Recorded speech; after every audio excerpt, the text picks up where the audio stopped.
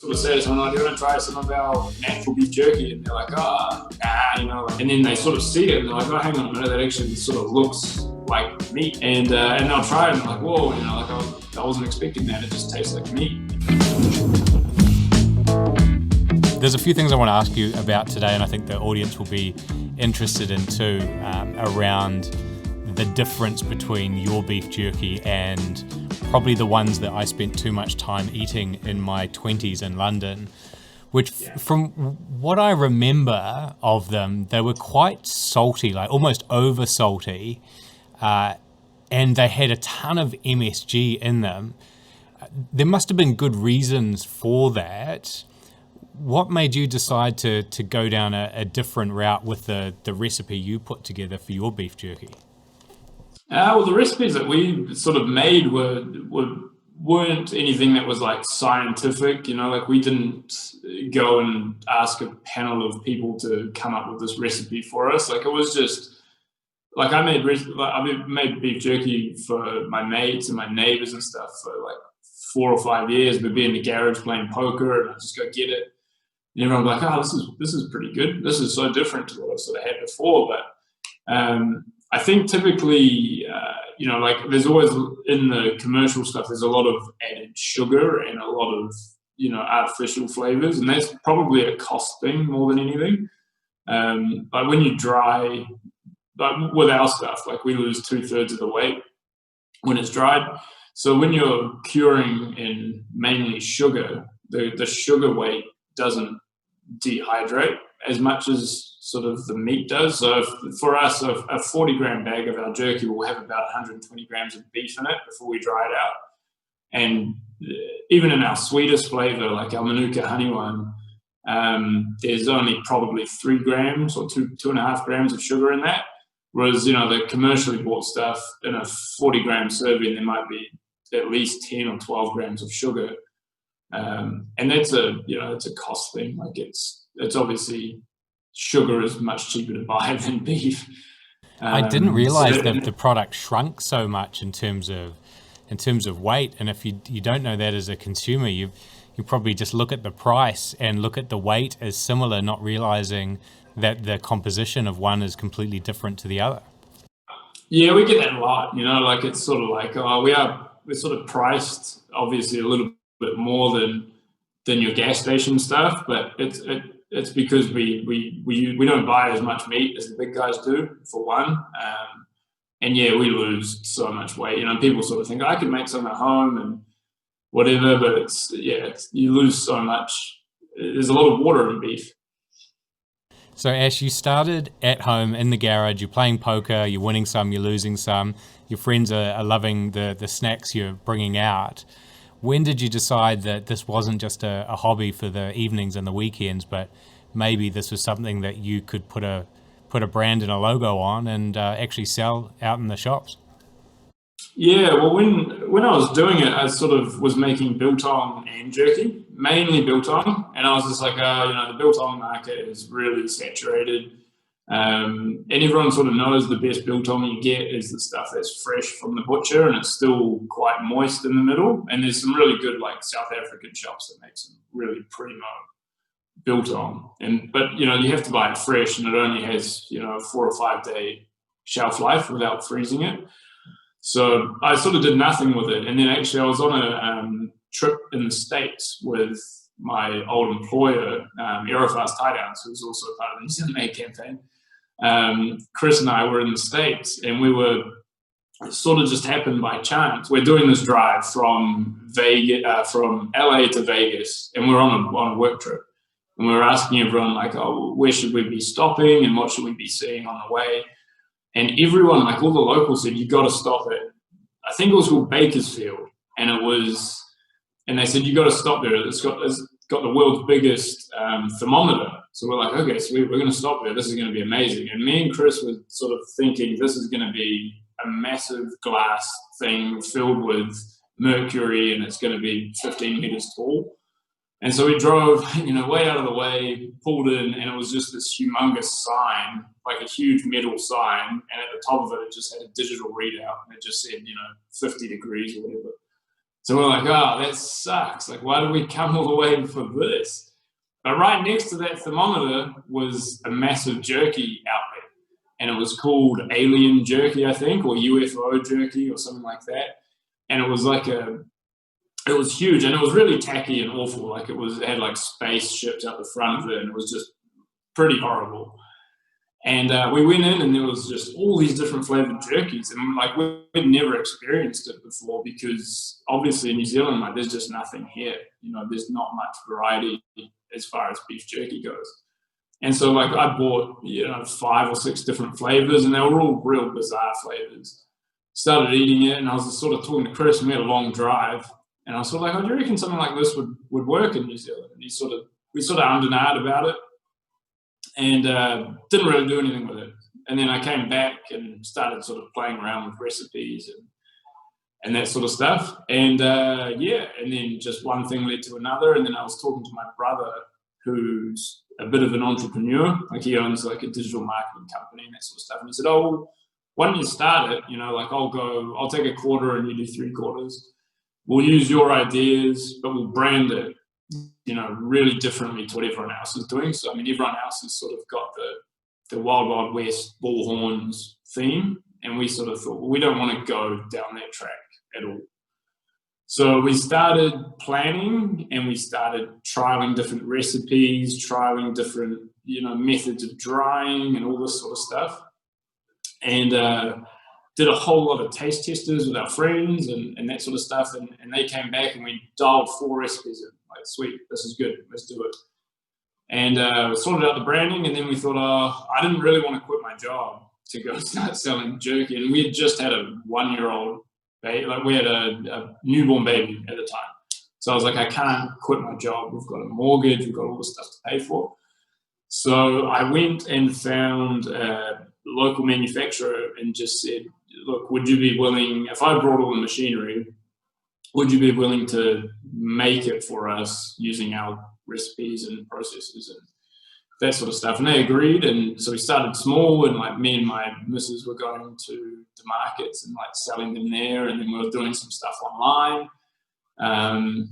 And it was sort of just selling through, like, we didn't have any money like for advertising or any of that sort of stuff. Like, but we were doing okay, like, we were selling, 30 bags a week or something. And, on a weekend you might sell 20 bags. I think it was awesome. And then we went to the local bottle store in Glenfield, the Liquorland there, and they said, "Yeah, we'll stick it on the shelf here." It started to sell, and then one bottle store went to like 2 bottle stores, and then it was 10 bottle stores.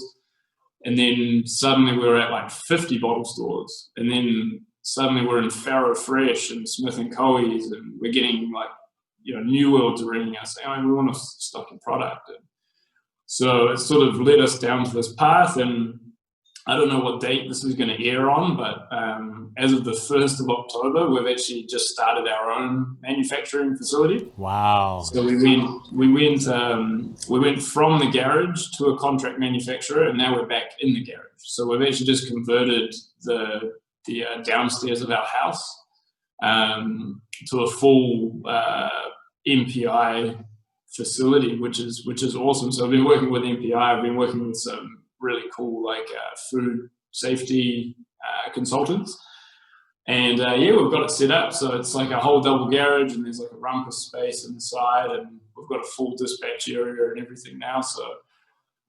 so as of the 1st, I'm going to be no longer with Aerofast. I'm going to be on the tools myself, making the jerky again, which is awesome. It's like a total different shift of lifestyle, which is cool. What a story too, in a relatively short period of time, right? Like, we're not talking 5 years or probably even 3 years. Is this, what, a year and a bit maybe? So the date today is the 25th of September. We launched Bootleg on the 1st of October last year, so it hasn't been 1 year yet. So I wanted to, I had a goal, and I thought, if I'm going to do it, I want to do it again. Like, I want to be at level 2, which level 2 for us was in-house manufacturing. And so, and I gave myself a deadline, and I was like, sweet, 1st of October for our first birthday, we're going to announce that we've got our own manufacturing place, and, we're going to be doing that, which is awesome.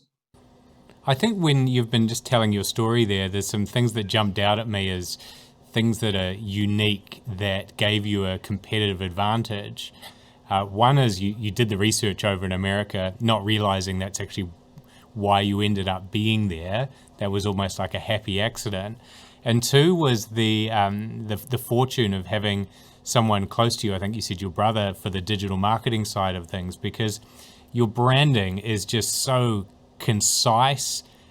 It's clear, and it's not samey, right? Like it's not join my email list. It's join the gang. Ever seen those cool cats walk straight past you with a broad on each arm and go straight into the speakeasies while you sit outside the local dive wondering why you're such a mug, right? Like there's personality to it.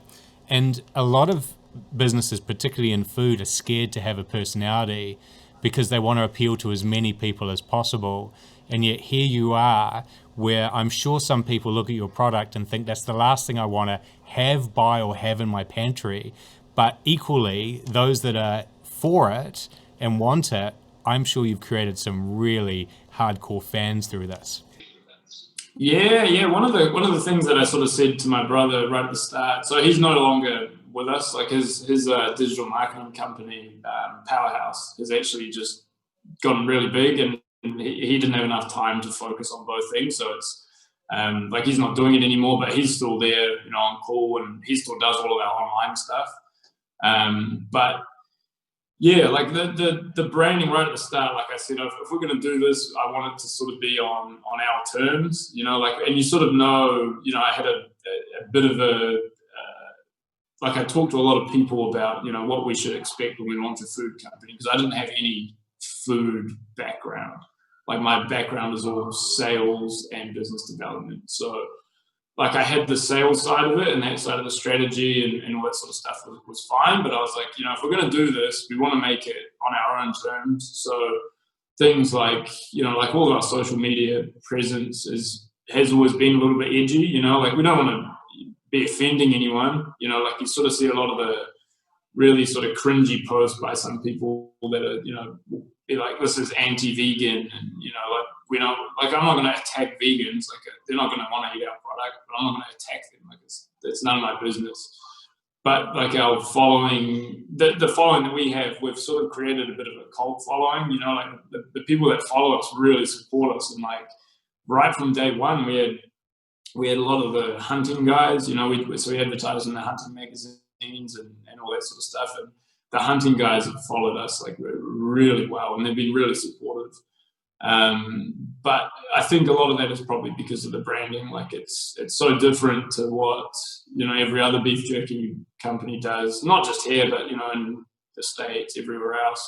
Everyone's got the Wild Wild West sort of theme, the cowboys and the bullhorns, and we just wanted to stay totally away from that. And we sort of took a lot of influence from some of the really cool New Zealand craft breweries that are sort of, using their drinks or their food or whatever as a bit of a platform to be creative. And like I never thought that I was a creative of any sort. I like music, but I could never draw and I could never write well or anything like that. And it sort of gave me a bit of a reason to get creative, not with the product itself, but just the branding as well. So I would sort of write a story, like we'd be having beers, and I was like, I've got an idea of how this story can be made up. So obviously the whole thing is made up. Like I don't know about any bootleggers that were bootlegging jerky in that time, because obviously I think if they were selling bootleg alcohol, probably had a lot more profit in it than beef jerky would have in the 1920s. But I think that's the angle of it. Sort of follow. It's that story of the bootlegging, right? Is that there's something slightly underground or illegal about it that you kind of got to be in the know to get it, and the reason why is because it's so good. So you're borrowing all those things from the bootleg in the prohibition time frame. And I was reading through your story, and I'll put a link in the show notes to the for the audience listening, go to bootlegjerky.co.nz /pages / the story, and it's a classic. So that's all made up. your story for Bootleg. That's how you see the personality of the brand. Is that right? Yeah, so the whole Bootleg thing, like I didn't create Bootleg based off that. So the reason that Bootleg came around was when we first started it, like before we had any sales, before we had any branding, before we had anything. I was working with trying to get our food license to be a distributor. So for us, because we weren't manufacturing it, our manufacturers had all the food manufacturing licensing. We had to have a national program 3, which is basically the ability to distribute food in a safe way.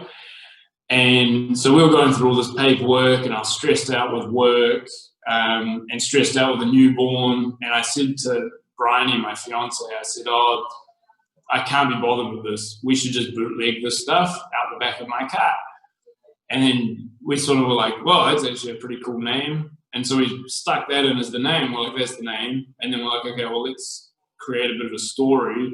And we worked with a creative called Andrea, who was really good. And she sort of said, "Oh, let's create a really cool story around this." So yeah, and then we just got brainstorming and had a few beers and created some stories, and yeah, that's sort of where we're at now. And so now all of our branding is fairly consistent. You know, like it's hard to sometimes come up with creative content to try and match it, but you know, it is what it is. And it's been really well received, and we're stoked with like the support we've got from all of our customers. You know, like I think even dealing with you, like it was, you know, like the background that I have, you have to, like even, you know, writing emails, you're sort of, "Hi Ryan, regards Ryan, sincerely Ryan." Like none of our customers talk to us like that now. Like, you know, like they'll just send me an email, "Hey man, how's it going? You know, send us another couple of boxes, cheers, you know, whatever." It's like you're not emailing the Queen, you're selling beef jerky, you know. It doesn't have to be that serious. And what's surprising about all of this is that it hasn't been a massive industry in New Zealand, yet all of your beef jerky is 100% New Zealand grass-fed beef. Surely this was an opportunity just wanting to be explored, because craft beer was already there. We produce great beef, yet there wasn't the beef jerky product, or at least not the one that you've created. Yeah, I think, to be honest, man, I think beef jerky has sort of historically had a pretty bad rap, especially in New Zealand, because there was everyone knows the offerings that were available, you know, like the gas station, the red eraser, chewy stuff that doesn't really resemble meat at all. And so when you sort of tell someone, "Oh, do you want to try jerky?" They're like, "Oh, is that like biltong?" Because, you know, sort of biltong has been, you know, everyone knew biltong was like a better version of beef jerky, you know, was a better, healthier version than what they were used to getting from the gas station. And that's only because they hadn't had real beef jerky before. So what we're getting a lot of now is like, we get a lot of reviews and a lot of emails from ex-Americans and people like that have sort of said, "Hey, you know, I'm so thankful I found you guys. I hadn't been able to find anything here since we moved over from the States. Yours is the only thing I've found that sort of comes anywhere near the stuff we're used to back home." And so we sort of, and then they're like, "You know, we're a customer for life." Wow. That's yeah, great so we're sort of, feedback. a lot of it is education, you know, like we do a lot of tastings and that sort of thing. And you know, you'll sort of say to someone, "Oh, do you want to try some of our, you know, natural beef jerky?" And they're like, "Oh, nah, you know, like I'm not really into it." And then they sort of see it and they're like, "Oh, hang on a minute, that actually sort of looks like meat, you know, like let's give it a nudge." And they'll try it and they're like, "Whoa, you know, like I wasn't expecting that. It just tastes like meat, you know, like it's not over processed." And yeah, it's just a lot of it will be education, I think, just getting people back on board with the product and sort of showing them what it is. And it's not just all processed, sort of full of sugar and full of preservatives. Obviously, we don't get the super long shelf life that, you know, the adding the preservatives and that sort of stuff would get you. But yeah, we're not trying to get into every gas station and dairy and that sort of thing. You know, we'll pick some little niche markets and just target them. You sent some in to me a few months ago now, and I remember when I was about to open it up in the office, I was saying to the guys, like, this is going to go one or two ways, because from what I remember of beef jerky, it's got all of these kind of salty characteristics to it, and it doesn't taste like that at all. It tastes like real meat. And then so I was interested to go, well, how have you done the different flavors? And the sweet heat and the OG were my two favorites. The hot shot, that's got a lot of heat in it. I don't know, maybe I just can't handle the heat, but that is fire. Yeah, well, it's really hard when you make like a hot and spicy flavor, because people that like stuff that are really like people that are really into hot food will have the hot shot and they'll be like, oh, you need to make a hotter version. And then people that aren't into hot food will eat it and be like, oh, that was really hot. So it's really hard to find a balance, but we wanted to make it hot enough that often you go to the supermarket and you get like a hot flavor of potato chips and it's not actually that hot, like it's got a little bit of heat. But the hot shot, we really wanted to just have it somewhere in the middle where you knew it was hot but it's not overbearing. We haven't talked about the how to get into these supermarkets, right? Because you said that your skill is very much on the sales side, not the food production, which I think is probably the most critical skill for any business, particularly in food and beverage. How did you get people to say yes? Well, when you have a sales background, you grow pretty thick skin from being told to F off and stop wasting my time and don't come in here. We don't want to see you again and everything else. But every no that you sort of get is one step closer to a yes. So it sort of just became a numbers game. Like we looked up online and sort of found that there was 8,500 bottle stores around New Zealand. And so I thought if I called on all of them, at least 1,000 of them are going to say yes. So that's all I've been doing, is just really just knocking on doors. And I think a lot of the stores are saying yes because they believe in the story more than anything else. I mean, they all say that the product's good and they really like the product and they can see that the product's going to sell. But a lot of them are more invested in the story. Like I sort of go in and say, hi, I'm Ash, and I make this beef jerky, and my girlfriend does all the packing at night with me, and my mum, who lost her job during COVID, helps to bag the jerky. And, they sort of see the story and they're like, oh, shit, that's a cool brand to get behind. Let's give it a go. It's not that expensive. They've got nothing to lose, and so I think a lot of it is just having that sales background has been really helpful, like the cold calling background, the ability to be able to deal with buyers, like I've done all that stuff with Aerofast. And just, knowing the behind the scenes, like knowing how pricing works, knowing how to calculate margins and all that sort of stuff. Like I think there's a lot of people that go into all sorts of businesses and they'll have a really cool product, but they don't really know how to market it and don't really know how to sell it. So, and also, the other thing is also not being afraid to ask questions. Like I've got, I might sound a bit like Donald Trump, but I have lots of friends in different backgrounds. So like being able to ask them for help, like it's just so awesome. And everyone's been really supportive of it. Like I've got a friend who does CNC work, and he helped design all the display stands for us. And you pay people, and jerky becomes like a currency. You're like, oh, I'll give you 10 bags of jerky if you help me do this.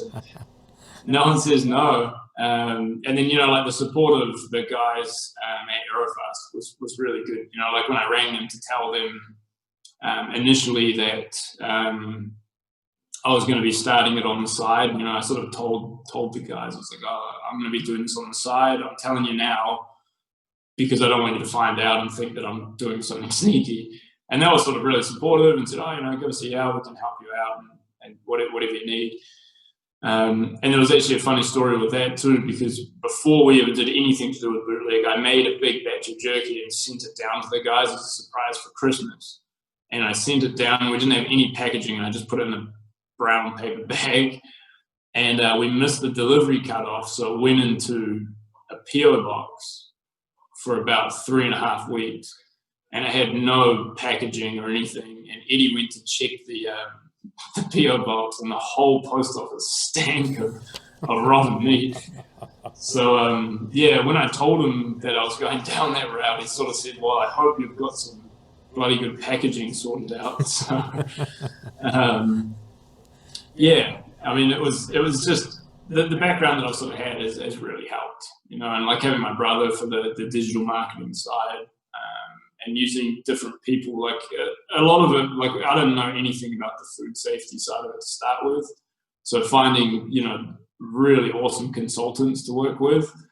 You know, you don't know everything, right? So you got to sort of pick your strengths and outsource stuff that you don't know how to do properly. What made you decide to join Buy New Zealand Made?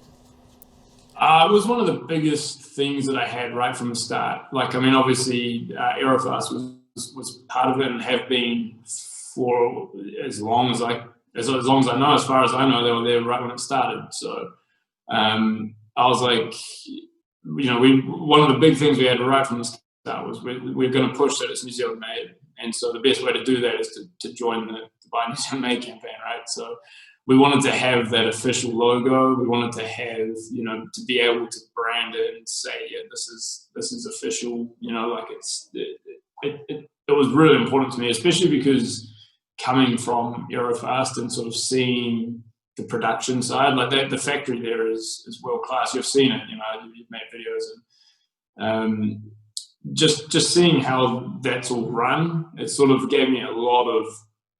It was just awesome to sort of think, oh, well, you know, I could somehow build a brand that could align with that sort of quality of product at some point. And then obviously when we signed up to it, you get all the perks of it, you know, like we launched Bootleg, and then, you know, 4 months later we had COVID, and I was just like, oh, that was a great time to start a company. But then within, you know, 3 or 4 days, I think you reached out to me and said, oh, hey, look, Ash, I know you guys have just started, and how are you guys going? You know, I can put you in touch with, I can't remember who it was. I think it was Gourmet Direct. And I think he said, oh, hey, I know these guys really well, and why don't you reach out to them and see if they can help you? And it was just really cool, you know, like the whole campaign has been really supportive, and like, you know, the posts that you guys do. Every time you do a post, we'll get 4 or 5 new followers. So it really helps. That's what it's about. It's about a group of us collectively being stronger together. And, you know, new businesses are always hard, right? They need a lot of effort just to stay afloat. And even if you put all that effort in, it helps that you've got other lily pads you can jump to and other people to call on. And it sounds like you're actually through that first part, which is, will it sell? Will it sell to many places? Will those places be able to make enough money from it and attract customers in that they want to keep restocking? Because everyone will buy once, but getting them to buy 3 or 4 times is the hard part. And then having the confidence to A, leave your job with a young family, and then B, spend the capital to create your own manufacturing plant. That's a huge vote of confidence in the rebuying power of the customers you've set up. And I would say not a lot of people achieve that at all within a 2 to 3 year period, let alone in the time frame that you've done. So well done for all of those long hours where you would have been on the phone, line by line, going, okay, I don't want to do this one, but I'm going to have to call this one. I want to skip ahead. No, I'm going to call the next one. That takes guts. It takes a huge amount of effort. So well done. Yeah, thanks, man. It was, I mean, to be honest with you, the phone marketing doesn't work. You just have to turn up, you know, like you just have to go in old school, knock on their door with a sample and a piece of paper that has all your information on it, and just knock on the door. Because I mean, people now, especially with like the cyber crime and, you know, the scammers, people don't really trust anyone that just rings them out of the blue, you know. You could be anyone, and so I did spend a lot of time ringing people, and they said, oh yeah, you know, email it through, and you'd never hear back from them. It just doesn't work, you know. People are too busy now to deal with stuff like that. But so you were getting in the car. What's that? So you were driving around the South Island and the North Island. Well, I mean, I was driving around the North Island anyway for Aerofast, And so I would just, if there was a bottle store, I'd just stop by and just say, hey man, like this is what we do. And they'd either, I mean, it's really simple, they either say yes or no, and you're not going to know unless you knock on the door and ask them. So like I was sort of just a one-man band doing everything, and I'd get the order and then I'd email it to Bryony, and she'd be like, okay, I'll do it once Layla goes to sleep. And so at like 7:30 at night, she'd be packing all the orders, and she was just a legend. Like we wouldn't have been able to get anywhere without Bryony's sort of support. And we even had customers that would that would email us because like online, when you order online, you sort of get the sequence of emails like, oh, thanks, we've received your order. And then once you've bagged the order, you get another email and it would say, we've just packed your order, or whatever it says. And customers would email us thinking that we weren't a New Zealand company because they'd be getting emails at like 11 o'clock at night. And they would reply and say, hey, I just want to check your New Zealand address, please. I find it bizarre that you're sending these out at 11 o'clock. As far as I knew, you guys were a New Zealand company. And we'd reply and just be like, yeah, man, it's been a long day. Leave me alone. So yeah, like a lot of it was just just putting in hours, and just finding time to do stuff. Like the last year has been really hard, but it's there's some light at the end of the tunnel now, which is awesome. That's good to hear, and that light will probably just be another tunnel you'll have to get through though, because you'll have a different set of problems to solve. Yeah. I mean, like initially when we started, like I was just like, sweet, what's the goal? We're going to get into every supermarket. And then it was just like, hang on, let's not do that. Because, I guess everyone knows as soon as you get into the supermarkets, you're low margins and you need to be able to supply a lot. So I was just like, oh, why don't we just work with independents? Just go with independent companies that want to carry us. So, go to the bottle stores and go to the independent supermarkets like the New Zealand, the New Worlds, people like Farrow Fresh, and that sort of thing. And they've been awesome, just the little independent boutique sort of stores all over the country have been really, really well received. So I think I was like, why don't we just flag the supermarket idea and just go do independents, and then you don't have that big sort of corporate burden over your head. And I mean, that said, we're still really keen on working with New Worlds, and we've actually got 4 or 5 lined up that should help us a little bit coming into Christmas. It gives you leverage too, working with the independents. You're diversifying your risk, and you can still create and keep a relationship with those individual places. And to a certain degree, you can with individual supermarkets as well. It just depends on where you want to grow. I mean, I think the part I'm most interested about the business is the work you've put into the online store so that people can go on there and actually order their products and get it shipped direct. And maybe I'll put an order in after this interview and see if I get a packed on email at 11 p.m. tonight. Yeah. Oh, it's Friday, and I'm due for a few beers, so it won't be tonight. But we're actually making a few changes to the website. We're going to be incorporating a couple of new bits and pieces. Like we've got a lot of customers who order almost weekly, and they're the people that are on keto and paleo type diets who just really rely on snacks like that to get through. So we're setting up a subscription service, so you'll be able to just click on there and you get a discounted rate, and it'll be whatever it is per month, and you'll get a weekly supply sent to you. And we're also working on a couple of other bits and pieces which I haven't finalized, so I won't go into it just yet. But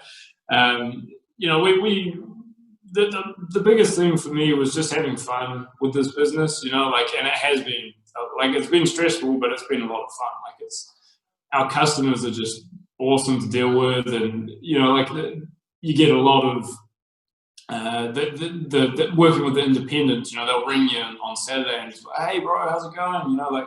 Any chance you could swing by and drop some jerky off? And so you're like, yeah, I'll come at some point and drop it off. And it's like the customers we've had have just been so awesome to deal with. Everyone sort of really respects what we're doing, but it's not too serious. Like at the end of the day, you're selling beef jerky, right? Like you're not selling diamonds.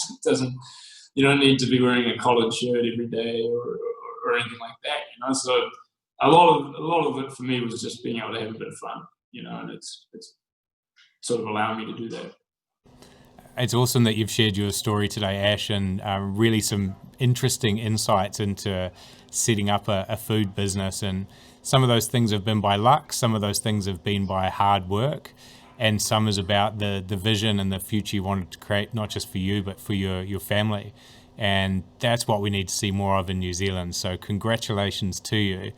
And this is just the beginning. Like, you're not even a year old, so there is no doubt there's going to be more that comes from this. And just while you've been talking, there's a couple of people I think once we wrap this interview up, I'll make sure that I introduce you to that could help, you know, grow your business even further.